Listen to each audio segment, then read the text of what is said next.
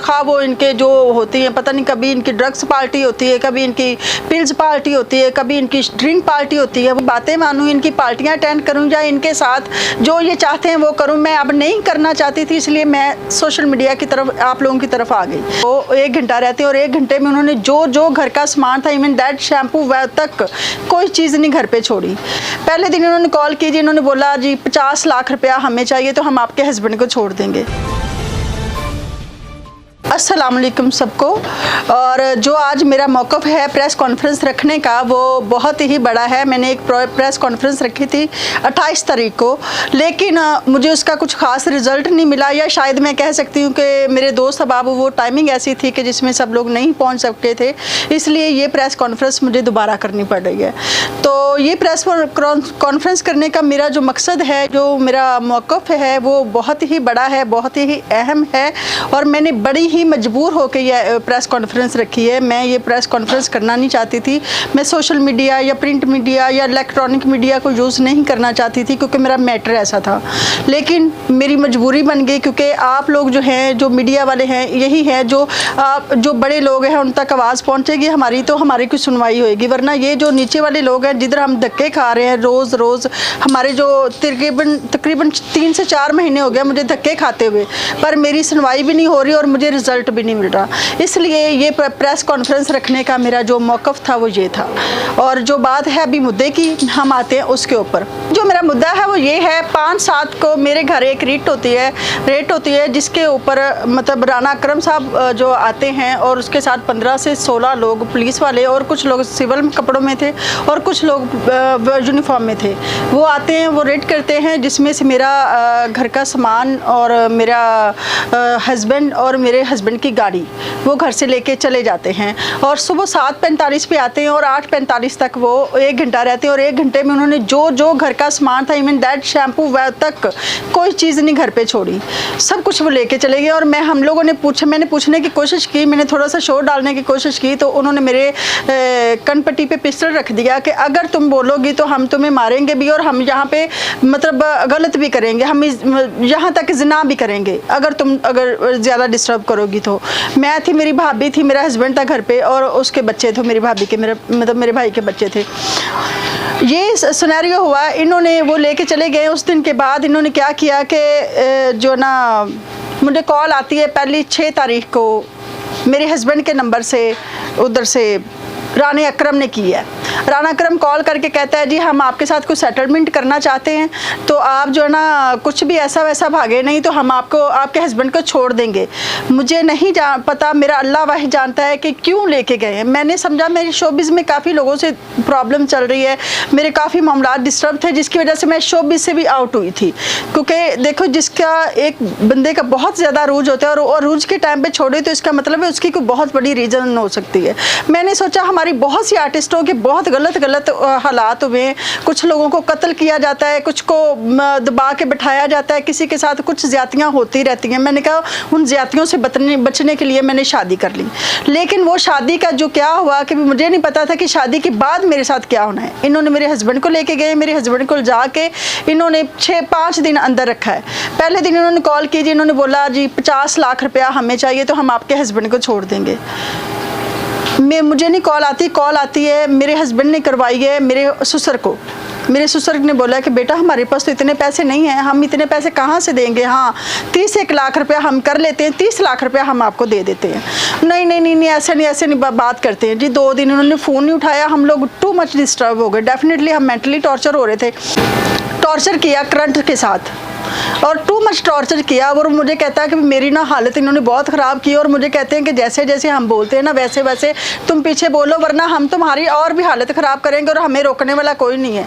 अच्छा मैंने कहा बात क्या है, वो बात पूरी करने ना दे। राना अकरम ने 2 दफ़ा फ़ोन करवाया, और राना अकरम कहे बीबी आपको नहीं पता, आप इधर आए, मैं आपको बताता हूँ कि क्या बात है। मेरे जो वकील हैं आसिफ भाई, मैंने इनसे बात की। मैंने कहा आसिफ भाई मुझे ऐसे ऐसे कह रहे हैं कि भी आप आएँ, आपसे बात करनी है। हैं। तो आसिफ भाई ने मुझे बोला, क्योंकि ये वकील है, मैं नहीं जानती इन चीज़ों को, ये जानते हैं। इन्होंने बोला कि भी जो है ना आपने नहीं जाना, क्योंकि ये ना हो कि वो आपके हस्बैंड को लेके गए, आपको नहीं पता किस बिहार पे लेके गए हैं, तो ये ना हो कि आपके ऊपर भी कोई मसला बना दें। मैंने उनको बोला कि आई एम सॉरी, मैं नहीं आ सकती, लिहाजा आप मुझे यहाँ पे बताएं क्या बात है। अच्छा जी, दूसरी दफ़ा उन्होंने बोला जी 70 लाख रुपया चाहिए, 7 तारीख को बोला। हमने उनको बोला जी मतलब जो है ना आप हमें वजह तो बताएं, किस बिहार पे लेके आए हैं, क्या बात है क्या बात नहीं है। अच्छा, राना अकरम ने मुझे बोला कि भैया आप जो है ना आ जाएं, मेरे ऑफिस आ जाएं, हम आपको वजह बताते हैं। अच्छा जी, मैंने दिल में सोचा कि भी मैंने अपने आसिफ को भी, वकील भाई को भी लिया, दूसरा भी एक मेरा भाई था उसको भी लिया, लेके मैं चली गई। मैंने कहा क्या होगा, मार देंगे, मर जाएंगे, पहले भी तो मर ही गए ना, जो सूरत हाल हो गई है। अच्छा जी, हम गए, हम वहाँ पे 2 घंटे खड़े रहे, इन्होंने दरवाज़ा नहीं खुलवाया। उन्होंने बोला जी अंदर से कॉल करवाएं, तो वो अंदर से आके दरवाज़ा खोलेंगे, बोलेंगे तो हम दरवाज़ा खोलेंगे, वरना हम दरवाज़ा नहीं खोलेंगे।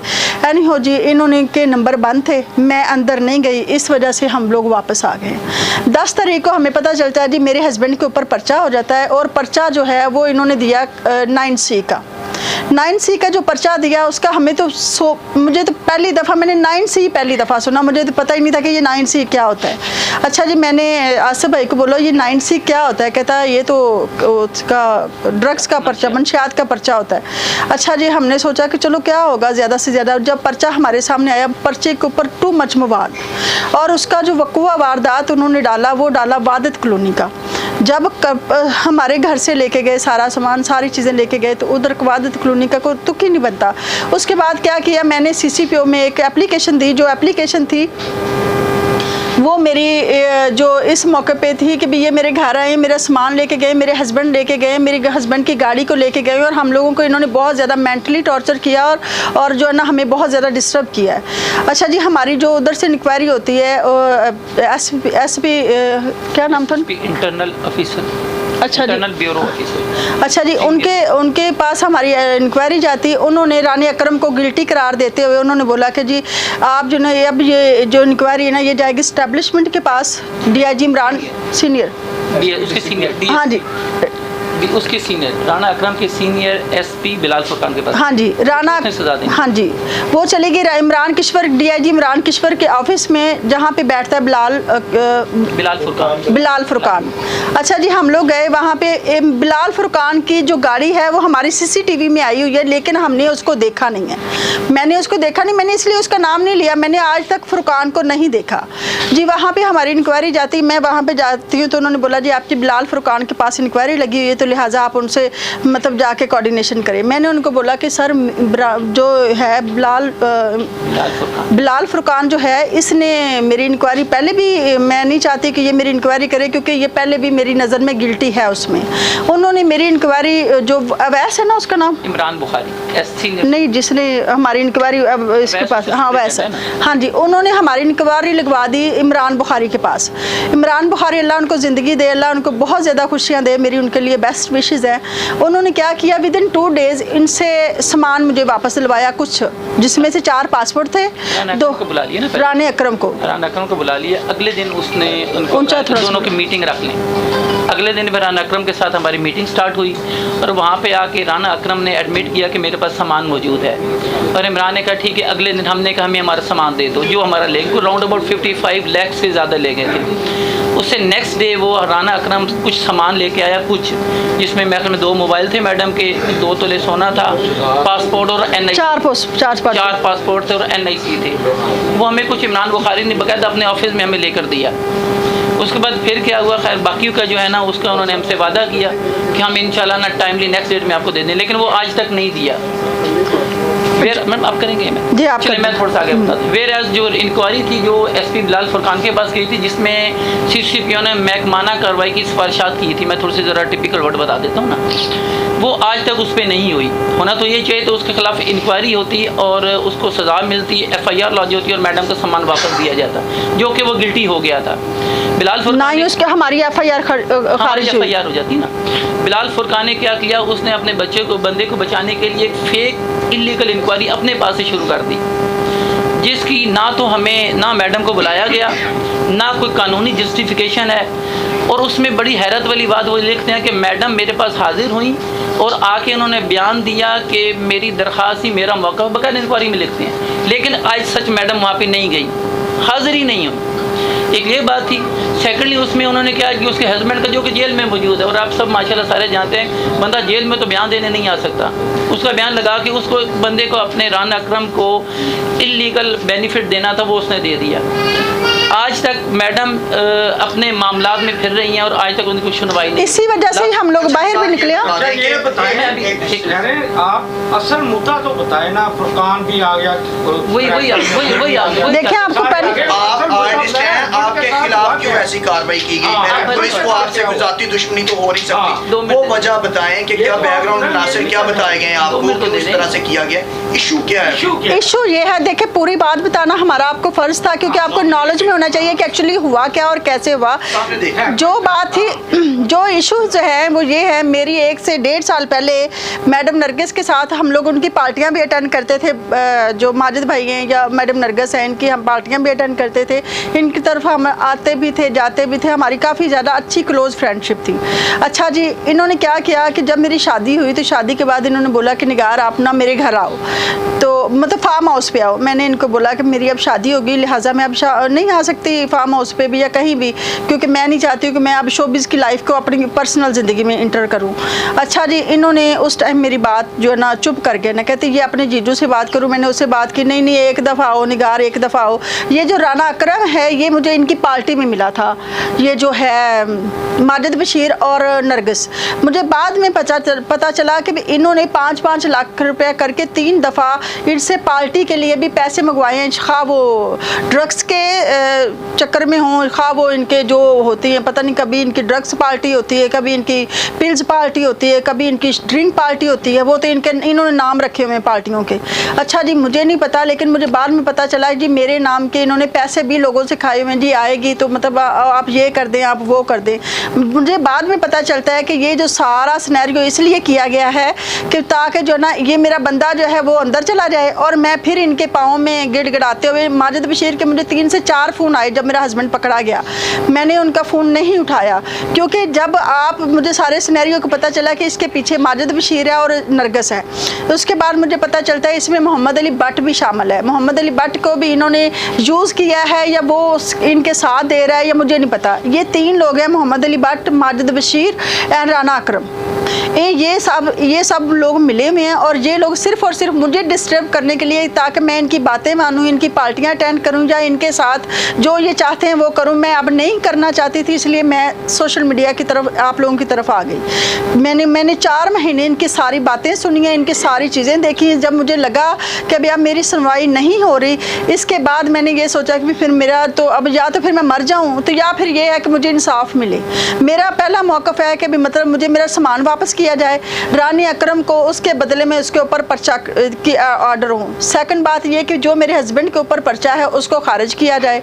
जो इस टाइम हमारी इंक्वायरी चल रही है, CCPO साहब से मैं मिली सैटरडे को इन्होंने एक बात वहाँ पे DIG इमरान किश्वर साहब गए, अल्लाह वो भी बड़े अच्छे इंसान है, मैंने सुना हुआ है, अल्लाह करे वो जो मेरा अब उनके पास मौक़िफ़ गया, अल्लाह उनको हदायत दे और वो इंसाफ करे। इन्होंने वहाँ पे जाके बोला है, जो मेरा भी मेन मुद्दा है, इन्होंने बोला जी इन्होंने घर की वीडियो उनके पास है मेरी, मैं वो चाहती हूँ वो वीडियो सरेआम मंजर आम पे लेके आएँ, आप लोगों के पास वो वीडियो आएँ, उनके अंदर जो मेरा सामान गया है, जो मेरी चीज़ें गई हैं, जो भी गया है, ये झूठ कहते हैं, ये सच कहते हैं, कुछ भी कहते हैं, ये सामने लेके आएँ। जब वो सामने आ जाएगा उसके बाद उसकी फ्रेंजी हो, उसकी सारी चीज़ें क्लियर हों। अगर हम लोग गिल्टी हैं तो फिर हमें सज़ा मिलनी चाहिए, अगर ये लोग गिल्टी हैं तो इनको सज़ा मिलनी चाहिए, मैं ये कहती हूँ। तो बात ये है कि शादी के बाद आपने फार्म हाउस पे जाने से क्यों इनकार किया? क्या शादी से पहले आप फार्म हाउस पे जाती रही हैं? जी और उन पार्टियों का हिस्सा बनती रही हैं जो वहाँ पे होती थी? जी बिल्कुल बनती रही मैं पार्टियों का। मैडम ये बताइएगा, लास्ट प्रेस कॉन्फ्रेंस आपने की 1 हफ्ता पहले? जी सर, मैंने अटेंड किया, आपसे सवाल भी किए काफ़ी, ये सेम वही प्रेस कॉन्फ्रेंस है। अच्छा, एक तो उसमें चीज़ ये वाक़या तौर पर डिफरेंस है कि वकील साहब चेंज हो गए। हाँ, नहीं वो वकील वकील जो है, मैं अभी आपको नहीं मैं आपको एक बात बताती हूँ वकील की। ये जो वकील हैं ये मेरे मतलब जिसको बोलते हैं ये मेरे फैमिली वकील हैं। वो मौजूद नहीं था। हाँ जी, उस टाइम ये इधर नहीं थे। वो वकील मेरे हस्बैंड का केस रन कर रहे हैं ना, वो मेरे जो हस्बैंड का केस है जो उस ट्रायल लड़ रहे हैं वो वाले वकील हैं। वो भी उन्होंने भी आ जाना था लेकिन उनका कोई प्रॉब्लम था, इस वजह से वो नहीं आ सके। दूसरा क्वेश्चन ये है कि आपने वहाँ पर प्रेस कॉन्फ्रेंस में वाज़ेह तौर पर अदाकारा नरगिस जी। और उनके हस्बैंड जो माजिद बशीर हैं, ये गुनाइज करते हैं पार्टियों को जी, कि इन आपके खामद पे जो FIR हुई आपने कहा था इनके पीछे इनका हाथ। हाँ जी, तो क्या अभी भी आप उस मौके पे बिल्कुल उस देखिए FIR भी हुई। जवाब देंगे, जवाब बोलेंगे आप सामने देखिए। जी, ठीक है। उधर सुनेंगे, इधर आप जवाब देंगे। ठीक है, ठीक है। बिल्कुल मैं उस मौक़िफ़ पे बिल्कुल कायम हूँ। जो इन्होंने किया है मेरा पहला मौक़िफ़ है। जो वीडियो हमारी है, जो ये कहते हैं जी हमने वीडियो आपके घर की बनाई, वो वीडियो सरेआम लेके आए। दूसरी मेरी बात ये है कि रानी अकरम को इस बात की सज़ा दी जाए जो उसने मेरे घर से सामान लेके गया है और जो मुझे ना वो अभी तक सामान वापस आया है और ना ही उसके खिलाफ कोई कार्रवाई हुई है। तीसरा मेरा मौक़िफ़ ये कि मेरे हस्बैंड को इन्होंने गैर कानूनी तरीके से पकड़ा है और उसको लेके गए हैं और उसका सारा हमारा सामान लेके गए हैं, वक़ुआ वारदात सारा कुछ गलत डाला है। उसके ऊपर जो FIR हुई है उसको खारिज किया जाए। अच्छा, मेरा एक अहम क्वेश्चन लास्ट ये है कि आपने जो प्रेस कॉन्फ्रेंस की है जी। उसमें हमने न्यूज़ भी चलाई जिसपे मैंने वाज़ेह तौर पर अदाकारा नरगिस और इनके खावंद का नाम भी लिया। क्या ये तो नहीं है जो अभी रिसेंटली उनका इशू चल रहा है सोशल मीडिया पे, क्या आपकी प्रेस कॉन्फ्रेंस के बाद ये कहीं आपकी प्रेस कॉन्फ्रेंस का नतीजा तो नहीं है? हो सकता है, नहीं, आप खुल के बताएं ना। मैं ये कह सकती हूँ मैडम नरगिस कुछ भी कर सकती हैं। मैडम नरगिस जो है ना अपने उसको वो आपने मिसाल सुनी होगी कि बंदरी के पाँव चले, उसने अपने पाँव के नीचे अपने बच्चे ले लिए, ये वो लेडी है। आपकी पूरी प्रेस कॉन्फ्रेंस के अंदर कहीं भी अभी तक जो असल मुद्दा है वो सामने नहीं आ पा रहा। अभी तक जो आप कह रही हैं कि मैंने सिर्फ पार्टियों पे जाने से इनकार किया जिसकी बिना पर मुझसे ये जाती ग्रज निकाला जा रहा है। जी हकीकत क्या है वो बताएं, क्योंकि पहले आपने कहा हमसे पैसों का मुतालबा किया गया। जी जी, क्या पैसे लेकर, क्या उनको पैसे की तलब से आप दरकार थे कि आप मुझे 50 लाख दे दे तो हम ये मामला खत्म कर देते हैं? सर नहीं, वो चीज बताएं जो असल में आपके साथ बयान हुई है कि आप क्या ऐसी पैसे कह रहे थे, पैसे लेके आप खुद आए। मुझे कह रहे थे कि आप राना अकरम मुझे कह रहा था कि पैसे लेके आप खुद आए। मेरे वकील ने मुझे मना किया कि आपने खुद नहीं जाना। मेन मकसद ये था कि बुलवाना चाह रहे थे। मेन मकसद ये था बुलवाना चाह रहे थे। CIA पुलिस ने अभी रिसेंटली उनका बयान आया है कि आपके खामद जिनको स्पीडी कहा जाता है, जी, उन्हें मुल्क जो है वो अपना नशियात के जुर्म में जेल भी काट के हैं और अभी उनका ट्रायल भी चल रहा है। और हमारे पास पूरी वीडियो मौजूद है कि आपके घर से बाकायदा नशियात बरामद हुई है, कोकीन बरामद हुई है। CIA का इल्जाम है, आप तस्दीक करती हैं? जी सर, मैं कहती हूँ वो वीडियो सरेआम लेके आए। बस सिंपल सी बात। हमारा पहले तकसीद नहीं, हम ये कहते हैं, मैं तो ये चाह रही हूँ, मेरा आज मेन बात भी यही थी जो कहते हैं ना कि हमारे पास वीडियो मंशियात बरामद हुई है, वो वीडियो सामने आए। क्या बैरून मुल्क वो जेल में रह के आए? नहीं बिल्कुल, अगर वो रह के आए, हमने उनकी एम्बेसी को इन्वॉल्व किया हुआ है। मैं आपको वो जरा भेज भी दूंगी, मेरे पास नहीं है। जी जी, जो अफसरान थ्रेट कर रहे हैं और जो शामिल हैं तमाम हुकूमत में, क्या वो पार्टीज में आपने देखे हैं? वो जी बिल्कुल बिल्कुल बिल्कुल। कौन कौन सा अफसरान जो है पार्टी में आपसे मिलता है? देखे, मिलता नहीं रहा मुझे। मैंने रानी अकरम को वहाँ पे पार्टी जो होती थी वो यही होती थी जो आपको बता दिया मैंने पहले मैंने यही बताया सर, आपको पार्टी ही बताई है कि कभी। हाँ जी, मैडम अफसरान के नाम। अच्छा सर, बात ये है, क्या वो अफसरान मैडम सामने मैडम आपकी प्रेस कॉन्फ्रेंस की अभी तक ना वजह कोई सामने नहीं आई। सर वजह यही मैं आपको बता रही हूँ। सर जवाब एक बंदा सवाल करे। सर जी, सर आप क्या करें? एक मिनट सर एक 1 मिनट आप प्लीज, आप कह रही हैं जी। आप पार्टीज पे आप अटेंड करती रही हैं, जिस चीज का आप बता रही हैं, जिन अफसरान का आप नाम ले रही हैं, क्या वो अफसरान आपको पहले पार्टी में मिल चुके हैं? जी सर, मुझे बिल्कुल बिल्कुल नाम वाज़ेह कर। जो मुझे लास्ट मैं इनकी पार्टी तकरीबन 1.5 साल हो गया मेरे ख्याल में, मैंने इनकी अटेंड की थी। वहाँ पे मैंने राना अकरम को देखा था और जो है वो मोहम्मद अली नताली भट्ट, उनको भी मैंने वहाँ पे देखा था, पर मैं उनके नाम नहीं जानती थी, क्योंकि मतलब जब हम लोग जाते हैं तो जी अस्सलाम वालेकुम, किसी का दिल करे किसी से बात करे, किसी का दिल करे ना करे। मैं एज ए गेस्ट वहाँ पे जाती थी, मैं एज ए डांसर नहीं जाती थी, क्योंकि हम लोग क्लोज फ्रेंड थी, जिसकी वजह से ये सारा सिनेरियो हुआ। मुझे किसी ने बताया, बता दिया 1.5 साल पहले। नहीं एज ए गेस्ट। अच्छा निगार साहब, अच्छा ये उस पे शोबिज इंडस्ट्री तो मैंने छोड़ के शोबिज इंडस्ट्री तो उसको पता था मैं शोबिज इंडस्ट्री करूंगी तो मुझे उसमें क्या मिलना है, क्योंकि अल्लाह हमरा तक तो रुल गई थी, इसके आगे तो कोई बात नहीं कर सकते। अच्छा निगार साहबा ये बताएं, आपके अलावा आप सवाल करो, आप सवाल। हाँ। निगार साहबा आपके अलावा क्या वहाँ पे और भी आर्टिस्ट आती थी, क्या उनको भी ब्लैकमेल किया जा रहा है, क्या बताइए आप अकेले? सर बहुत सी आर्टिस्ट हैं जो मैं नाम नहीं बता सकती, आई एम सॉरी, मेरी वजह से किसी की जिंदगी खराब हो वो नहीं मैं चाहती। बहुत सी आर्टिस्ट, ऑलमोस्ट आर्टिस्ट हैं वहाँ पे जाती हैं, वो अपने हस्बैंड के लिए करती थी।